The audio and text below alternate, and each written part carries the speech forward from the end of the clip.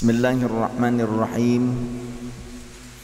An Jabirin radhiyallahu anhu qala, diriwayatkan dari sahabat Jabir bin Abdullah radhiyallahu anhu, beliau berkata, kana nabiyyu sallallahu alaihi wa alihi wa sahbihi wasallam, adalah kebiasaan baginda Rasul sallallahu alaihi wa alihi wasallam, idza kana yaumu 'idin, jika berada pada hari raya, hari Id, khalafat tariqa, maka Rasulullah akan membedakan jalan ketika berangkat dengan jalan ketika pulang. Jadi ketika berangkat jalan mana, ketika pulang jalan kemana. Tujuannya apa? Tujuannya supaya lebih luas silaturahimnya. Dan Rasulullah jalan kaki karena dekat. Jadi Rasul keliling dulu kemana, jadi ketemu dengan orang-orang, ada interaksi. Rasulullah mengajarkan kepada kita bagaimana tidak hanya kita menjaga hablum minallah, tapi juga harus menjaga hablum minan nas. Hubungan kita dengan Allah dan hubungan kita dengan sesama. Jangan sampai kita baik dengan Allah, taat untuk memperbanyak ibadah, tapi dengan tetangga kita tidak baik. Maka perlu kita menjaga hubungan baik dengan para tetangga kita. Rawahul Bukhari, hadis ini diriwayatkan oleh Imam Bukhari. Kemudian selain itu, faidah dari membedakan antara jalan berangkat dengan jalan pulang, karena Rasulullah SAW ketika berangkatnya itu zikirannya dengan zikiran apa? Takbiran. Jadi Rasulullah kalau berjalan menuju masjid mau melaksanakan sholat Id, itu dari rumah kemudian pergi melewati perkampungan, melewati gang-gang pemukiman, itu takbiran. Ini ada kitab Al-Majmu' Syarah Muhadzab juz ke-6.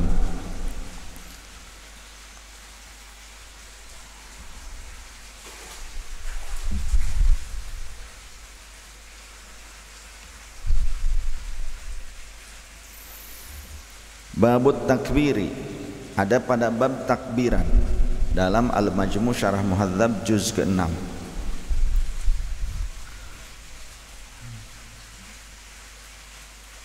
Qala al-musannifu Imam An-Nawawi menjelaskan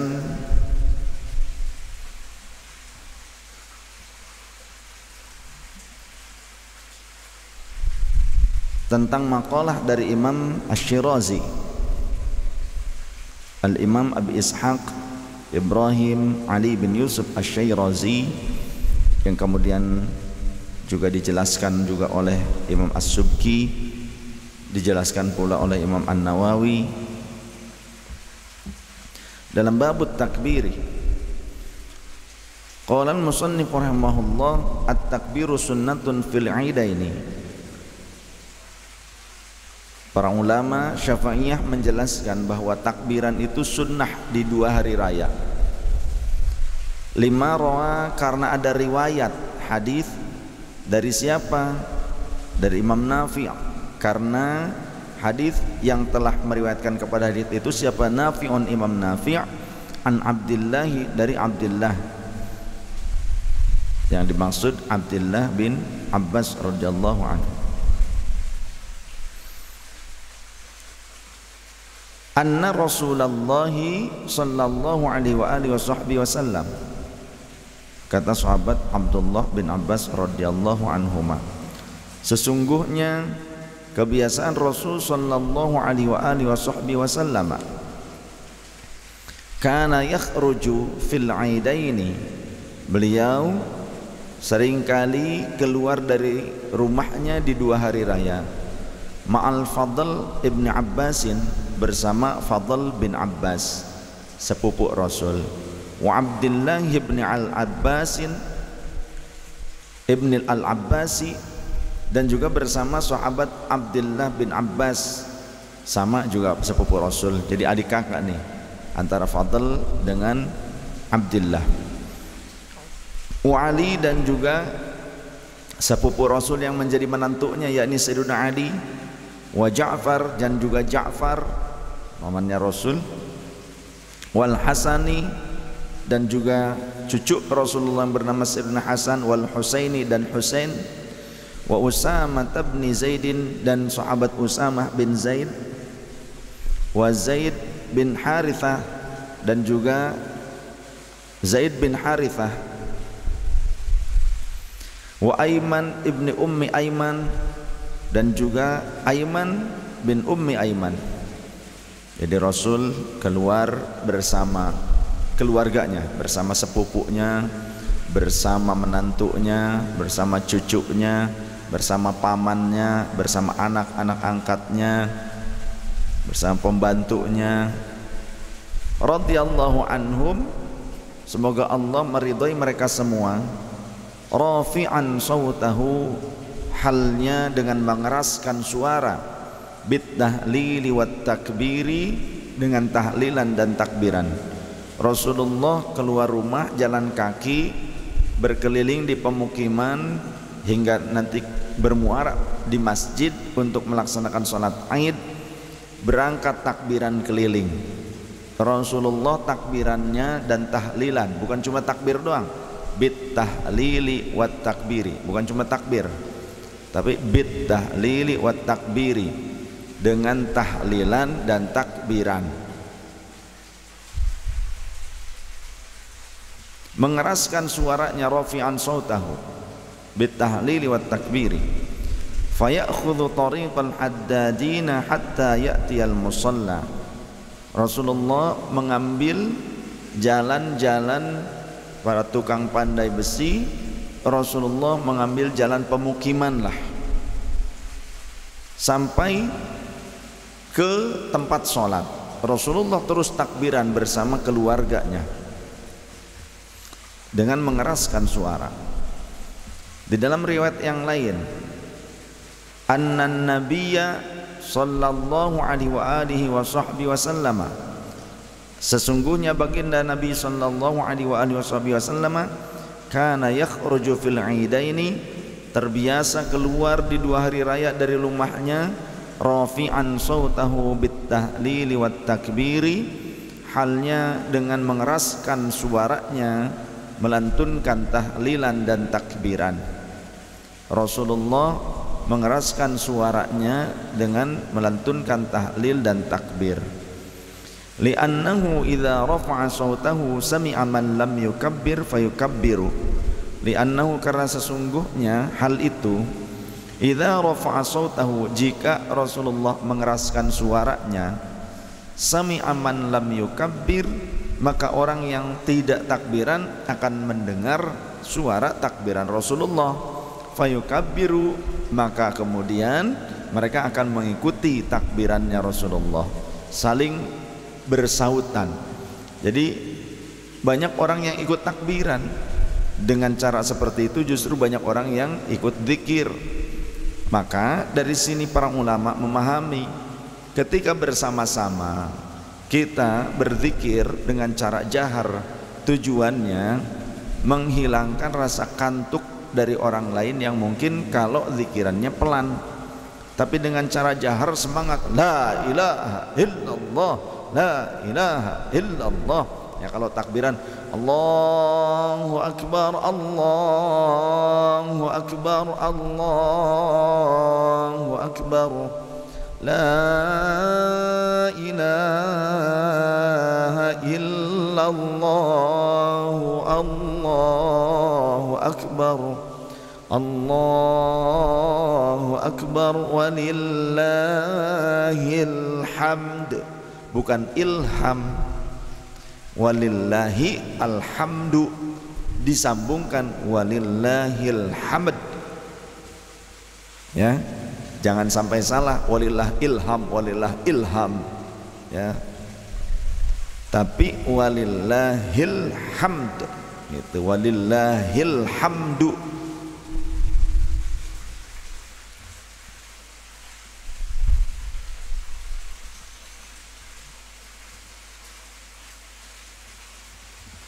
Dianjurkan ternyata berzikir jahar pada beberapa kondisi. Contoh lainnya di dalam Al-Quran, dalam surah Al-Baqarah ayat 21, ini dalil tentang zikir jahar. فَإِذَا قَضَيْتُمْ مَنَاسِكَكُمْ فَاذْكُرُوا اللَّهَ كَذِكْرِكُمْ آبَاءَكُمْ أَوْ أَشَدَّ ذِكْرًا وَاللَّهُ وَرَسُولُهُ أَعْلَمُ بِمُرَادِهِ وَمَعْنَاهِ.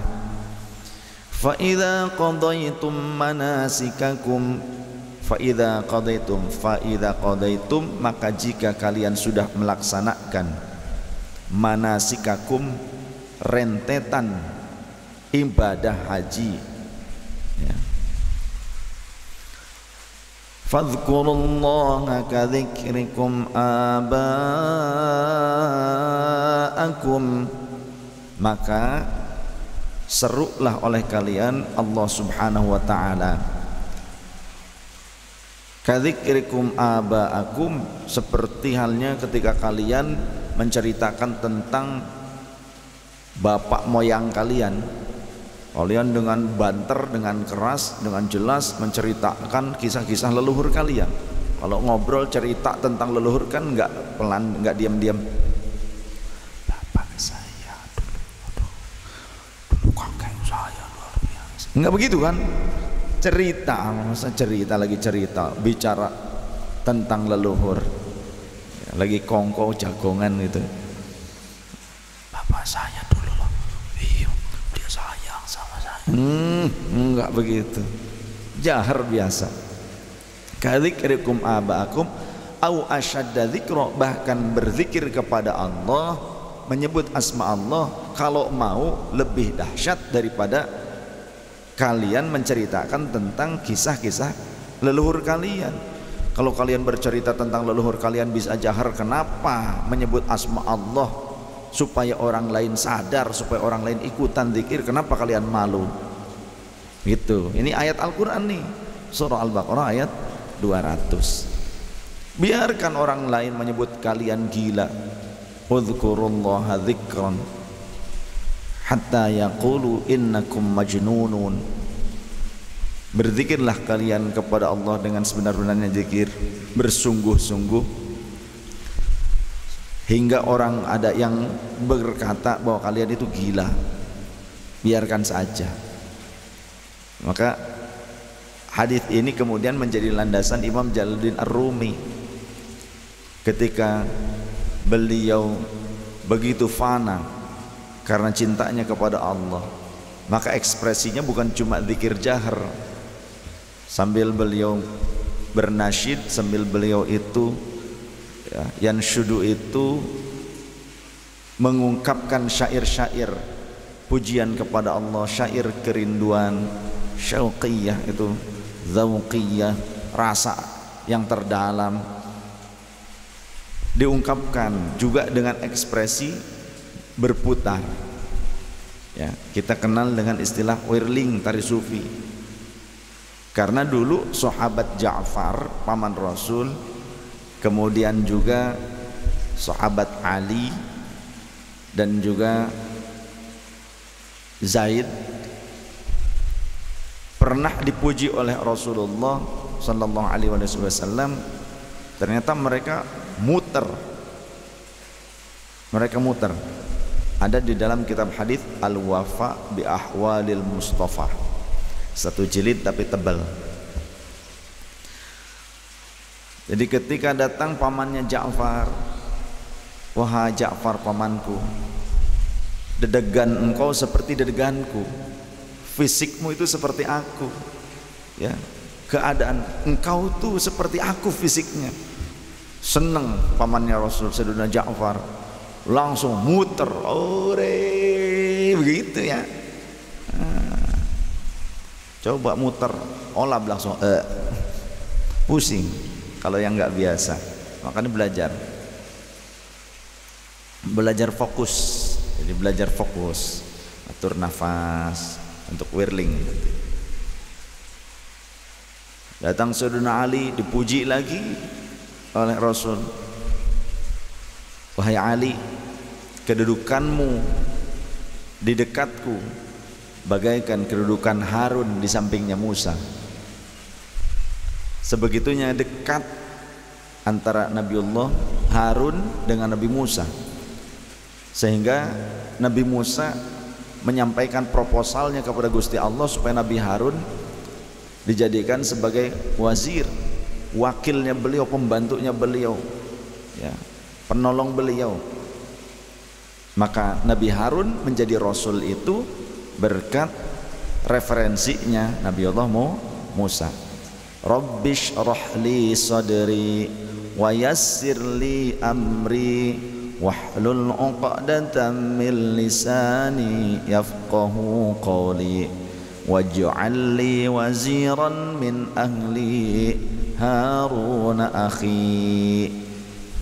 Itu yang akhwat kalau gerah dinyalakan saja kipasnya. Yang ikhwan juga kalau gerah nyalakan kipasnya. Jadi Nabi Musa berdoa, enggak cukup dia saja yang menjadi seorang dai. Beliau justru merekomendasikan saudaranya, yakni sepupunya, supaya juga menjadi Rasul. Nah, itu juga yang selalu saya bacakan dalam doa saya. Rabbish rahli sadri wa yassir li amri wahlul 'uqdatam min lisani yafqahu qawli waj'al li waziran min ahli watba'i, ya, wa muridi wa talamidhi. Pokoknya disebutkanlah, bahkan para pemimpin, para ulama juga, waj'al li waziran min ahli wa min ulama'i wa min sultana min awliyaika wa min ulama'ika. Minta sama Allah Ta'ala. Jadi saya punya keinginan agar dakwah ini terus berjalan. Kan teman-teman kita semua banyak yang sudah mempunyai anak-anak kemudian dipesantrenkan. Saya dukung, saya dorong terus sampai benar-benar alim. Jangan kagok, jangan kagok. Cetak generasi penerus kita menjadi orang yang alim, tapi jangan salah masukin pesantren. Yang pesantren Ahlus Sunnah wal Jamaah yang NU bener, yang tulen, ya, supaya amaliyahnya, fikrohnya, harokahnya tidak jomplang dengan kita. Jangan sampai nanti di masa tua malah justru ribut karena kita salah menitipkan anak kita, salah milih guru. Apalagi kalau jadi Wahabi, kita meninggal nggak disarahi sama anak kita, nggak dihadiahi bacaan Al-Quran, nggak disodakohin, nggak difidyahin nanti sama anak-anaknya, repot. Udah kayak bangkai aja begitu saja, seperti bangkai kucing.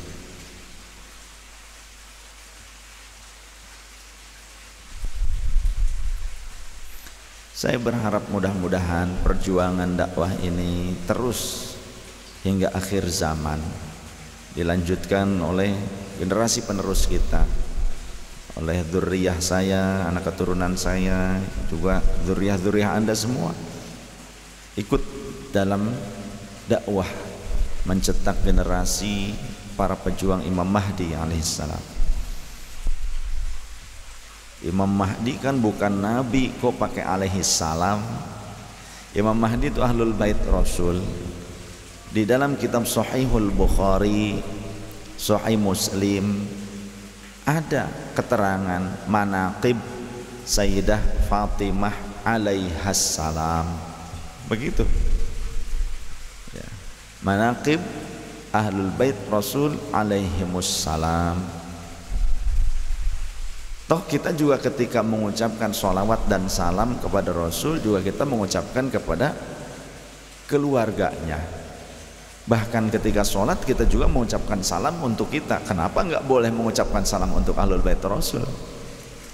Assalamu alayka ayyuhan nabiyyu wa rahmatullahi wa barakatuh. Assalamu alayna wa ala ibadillahis salihin. Gitu kan? Kalau kita nih yang punya adab mengucapkan Imam Mahdi alaihissalam. Ada yang mengatakan tidak boleh, atau Sayyidina Ali, Sayyidina Hasan, Sayyidina Husain, ya, alaihissalam, atau Sayyidah Fatimah alaihassalam. Ada yang langsung mengeneralisir. Ya, biasanya orang Wahabi itu mengatakan, wah pasti Syiah katanya. Pokok dasar, ya. Apa-apa Syiah, kagak ngerti oge. Kita yang Ahlus Sunnah wal Jamaah justru harus ngerti. Ya jangankan kepada Ahlul Bait Rasul, kepada kita saja kita boleh. Toh di dalam sholat, assalamu alaina wa ala ibadillahis salihin. Semoga salam keselamatan dari Allah Ta'ala tercurah untuk kami dan juga untuk hamba-hamba Allah yang soleh. Maka saya kalau ke rumah atau keluar dari rumah, saya selalu mengucapkan salamnya gini, assalamualaikum wa alainassalam wa ala ibadillahis salihin. Saya selalu baca itu. Mau masuk rumah, mau ada orang, mau nggak ada orang di rumah, selalu bacanya saya itu. Keluar dari rumah, meninggalkan rumah, mau ke masjid sekalipun, mau ke masjid dekat dengan masjid, saya selalu assalamualaikum wa alainassalam wa ala ibadillahis salihin. Atau mau keluar pergi kemana, saya keluar dari rumah, dari pintu utama, saya selalu mengucapkan salam assalamualaikum wa alainassalam wa ala ibadillahis salihin. Masuk ke dalam rumah, baru datang dengan istri, nggak ada orang di rumah sekalipun, saya ucapkan itu assalamualaikum wa alainassalam wa ala ibadillahis salihin.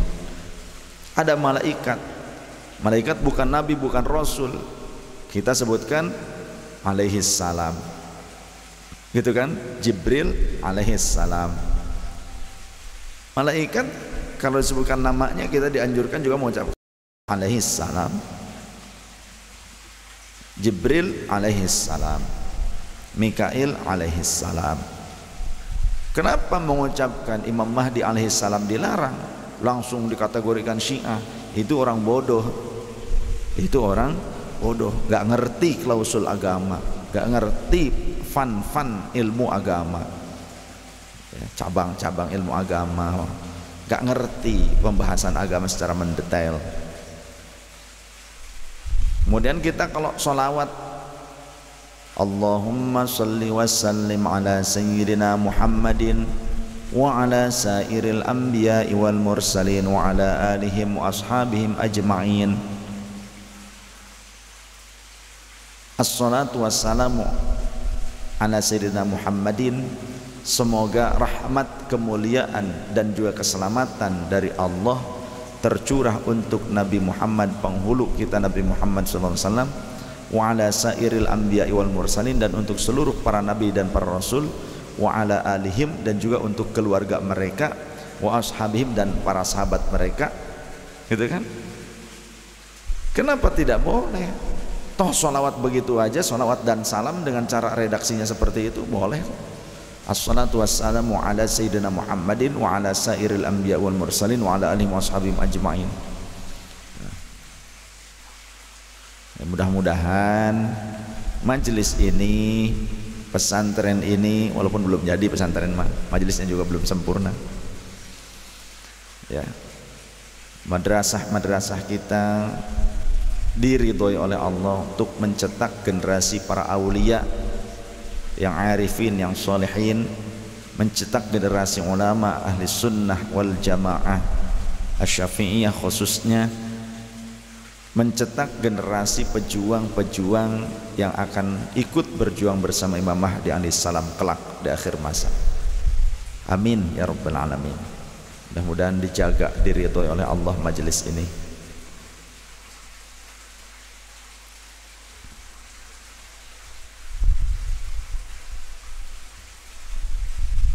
Takbiran, tadi takbiran, zikir berarti kan takbir dan tahlilan.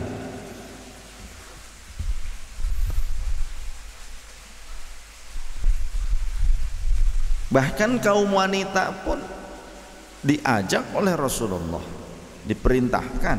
Nih, ada sebuah hadis dari Ummu Atiyah, kunna nu'maru bi ikhrajil hayyadi fayukabbirna bi takbirihim.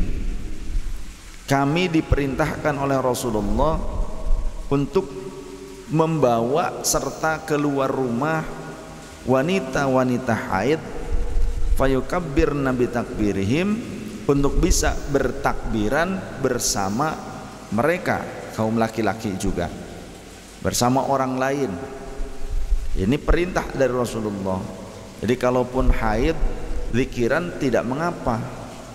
Kan ada yang bingung mau ngaji ke sini tapi ikut kajian subuh, kajian Ramadan, waduh tapi haid, akhirnya nggak berangkat. Berangkat aja, tapi kan gimana sholat? Ya nggak boleh sholat. Sholat mah nggak usah sholat, nunggu dulu orang beres selesai atau beres sholat subuh baru ikut gabung ngaji. Jadi untuk laki-laki yang haid juga ya, atau ada yang nifas laki-laki, ngaji mah tetap ngaji, zikiran ikut zikiran, yang penting jangan membaca ayat-ayat Quran, Al-Fatihah. Gak usah dibaca dengan lisan, tapi bacanya dengan jiwa kita, qalbu kita. Kemudian ayat-ayat Quran yang lain seperti akhir dari surah Al-Hasyr, "Law anzalna hadzal Qur'ana 'ala jabalin la ra'aitahu khashi'an mutasaddian min khasyatillah." Dan selanjutnya itu ayat Al-Qur'an. Kita yang haid, bukan saya ya, jenengan yang akhwat yang haid jangan mengucapkan dengan lisannya, karena ini ayat Quran. Termasuk ghufranaka rabbana wa ilaikal masir la yukallifullahu nafsan illa wus'aha, akhir surah Al-Baqarah. Nah, tentang akhir beberapa ayat terakhir dari surah Al-Hasyr, saya sering membacanya di dalam sholat subuh dan juga di sholat malam, entah maghrib ataupun isya, atau sholat malam ya, selain maghrib isya sholat sunnah. Kadang saya membacanya pagi dan malam. Ada ulama yang sering membaca itu. Jadi salah satu rokaatnya selalu membaca itu, rutin gitu. Fadilahnya apa? Rasulullah menjelaskan, kalau kita pagi hari membaca ayat-ayat tersebut, ayat-ayat terakhir dari surah Al-Hasyr, maka dari pagi sampai menjelang malam Allah akan mengirimkan 70.000 malaikat yang akan menyertai kita. Kalau kita membacanya di awal malam, maka Allah akan menyertakan 70.000 malaikat dari awal malam sampai pagi tiba. Itu terbukti. Kalau kita rutin, insya Allah diberkahi Allah, diselamatkan oleh Allah. Ya kalaupun tidak di dalam sholat, baca di luar sholat. Kalau kita tidak membacanya di saat sholat, bacalah di luar sholat. Kalau yang haid bagaimana? Dalam hati saja, dalam qalbu saja, jangan diucapkan dengan lisannya. Tadi riwayatnya kunna nu'maru bi ikhrajil hayyadi fayukabbirna bi takbirihim. Kami, kata Ummu Atiyah, diperintahkan oleh Rasul untuk membawa serta keluar rumah wanita-wanita haid, bahkan dalam riwayat yang lain wanita-wanita yang dalam pingitan sekalipun pada saat haid untuk berangkat ngumpul. Tapi kalau yang haid jangan masuk masjid, tapi di luar masjid, di lapangan ke dimana bareng ngumpul. Pada saat orang-orang sholat yang gak usah sholat, dia mah zikir saja, tapi jangan mengganggu yang sholat zikirnya.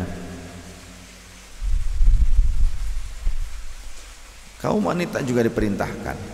Kemudian dalam barusan riwayat Imam Bukhari, sedangkan di riwayat Imam Muslim yukabbirna ma'an nas. Tadi riwayat Imam Bukhari fayukabbirna bitakbirihim, sedangkan di dalam riwayat Imam Muslim yukabbirna ma'an nas, sehingga kami ikut serta bertakbiran bersama orang-orang. Dalam Sahih Bukhari nomor hadis 971, dalam Sahih Muslim nomor 11 dan juga 890. Jadi jelas sekali zikir jahar juga disunnahkan dalam momen-momen kebersamaan. Kemudian ada riwayat yang lain, ada keterangan dari para ulama Syafi'iyah. Qala ashabuna wa yustahabbu ayyarfa'an nasu aswatahum bitakbiril mursali fi lailatil aidaini wa yawmaihima ilal ghayatil madhkurati.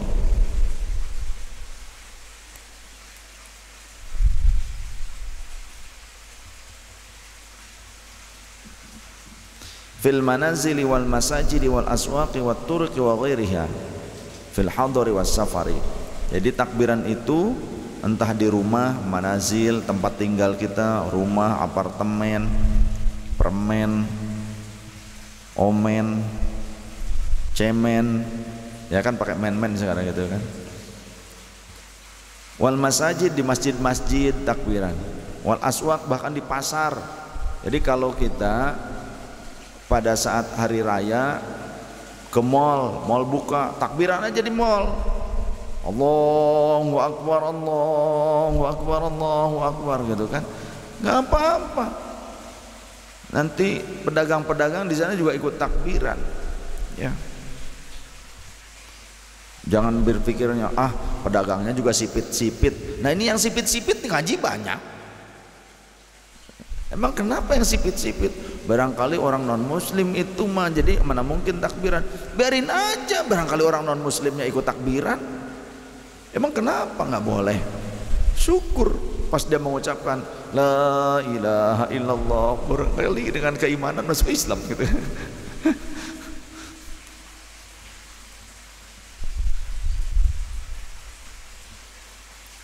Yang anehnya juga ya, orang mengucapkan la ilaha illallah itu ditandai sebagai orang yang beriman. Tapi ada orang sekarang ngaku Islam mengkafirkan orang yang banyak ngucapin la ilaha illallah. Orang mengucapkan asyhadu an la ilaha illallah wa asyhadu anna muhammadar rasulullah, yang non muslim aja bisa jadi Islam. Tapi ada sekarang orang yang ketika kita mengucapkan la ilaha illallah, la ilaha illallah, itu dianggap kafir, dianggap tidak mengikuti aturan Islam. Ada madhab apa ini ya? Madhab bingung yang begitu. Watturuki, selain di pasar, kalau hari raya di jalanan kita takbiran. Berangkat ke masjid takbir, pulang dari masjid takbiran. Ketika hari raya tuh. Bahkan kalau hari raya Idul Adha, bukan cuma hari raya Idul Adhanya saja, itu dianjurkan dari mulai tanggal 9, dari mulai hari Arafah. Fil hadari was safari, entah kita sedang ada di kampung halaman, artinya tempat tinggal kita berdomisili, ataupun dalam perjalanan, itu dianjurkan. Nah kalau hari Idul Adha dari mulai tanggal 9, bahkan dari mulai hari Arafah kita dianjurkan takbiran. Sampai kapan? Sampai hari terakhir dari hari tasyrik, tanggal 13 Dzulhijjah. Jadi lebih lama takbirannya, termasuk setiap selesai sholat fardu ya, ba'dal maktubati. Wa an Ibnu Umar radhiyallahu anhu ma anna Rasulullah sallallahu alaihi wasallam, sesungguhnya Rasulullah sallallahu alaihi wasallam kana yakhruju min tariqis syajarati, beliau keluar melalui jalan syajarah, wa yadkhulu min tariqil mu'arrasi, dan masuk melalui jalan mu'arras, wa idza dakhala Makkah dakhala min ats-tsaniyatil ulya, dan jika Rasulullah masuk ke Mekah beliau melalui tsaniyatil ulya, wa yakhruju min ats-tsaniyatis sufla, dan beliau keluar dari tsaniyatis sufla. Muttafaq alaih. Jadi dianjurkan kita kalau melakukan perjalanan mau keluar rumah ya pakai, nanti pulangnya itu pakai jalan yang berbeda, itu dianjurkan. Ya, tidak harus berbedanya tuh. Contoh, kita dari sini ke Bandung pakai jalan tol, pulangnya arteri, terus nggak harus begitu, enggak. Ya, ini mah kira-kira jalan yang paling pendek lah, jarak yang paling pendek dari rumah gitu, gang-gangan yang dari jalan utama dekat rumah sampai ke rumahnya itu kira-kira ambil jalan yang lain. Itu aja, nggak berarti harus. Karena kita pakai jalan tol berangkatnya nih ke Bandung, pulangnya pakai jalan arteri aja gitu. Ayo hantam terus sampai ke Curug, ayo ke dia lari riweuh maneh mah. Jadi jarak yang pendek saja gitu. Itu sunnah ternyata. Terlebih dalam bab Id, hari raya, itu lebih dianjurkan lagi. Demikian, wallahu a'lam bishawab. Subhanakallahumma wa bihamdika asyhadu an la ilaha illa anta astaghfiruka wa atubu ilaik.